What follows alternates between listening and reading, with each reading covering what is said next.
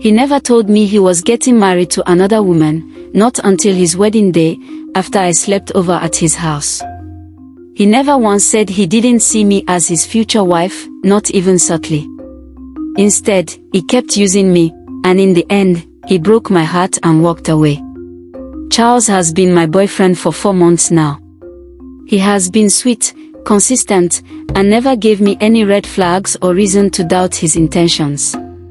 I visited his house often. We did everything together, cooked, watched movies, talked late into the night.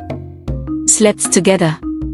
Not once did I ever run into the woman he was preparing to say I do to. She never visited, maybe because he didn't want her to. Or maybe he was just that good at hiding his double life. I kept giving my all, thinking we were growing stronger as a couple. I invested my mind, body, and soul. That Saturday morning, I woke up to the sound of movement. His friends, both familiar and unfamiliar, were rushing through the house like they were preparing for something big. They were all dressed in matching blue senator suits, looking sharp and excited. Charles, my Charles, wore a suit that made him look like a model.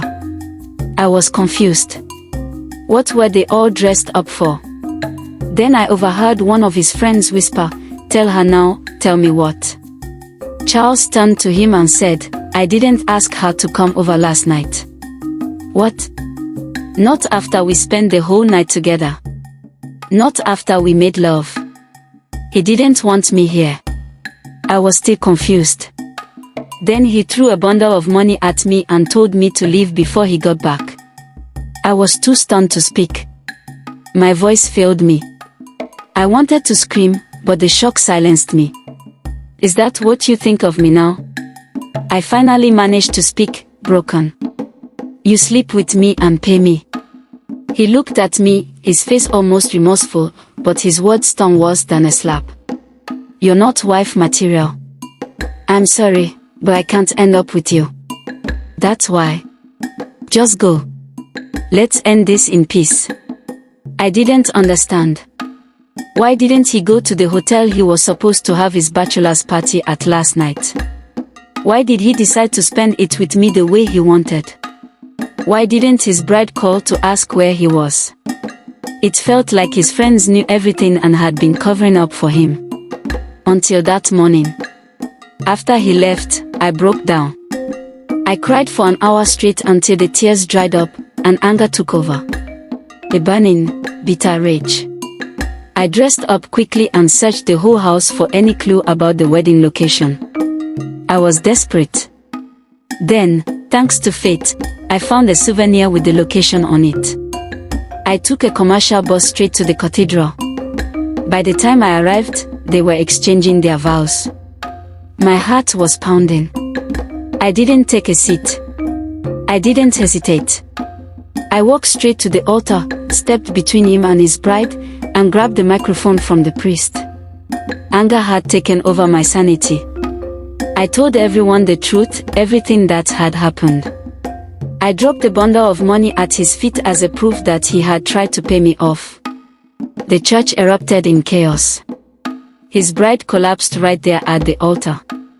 And I walked out. I left them in the mess he created.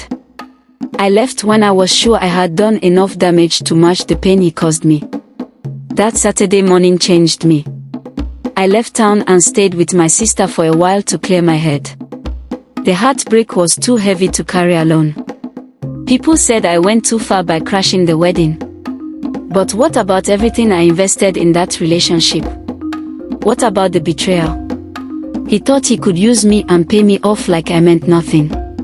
Why didn't he just tell me he couldn't marry me? Why pretend? Why lie? Why let me give so much while he was planning a future with someone else?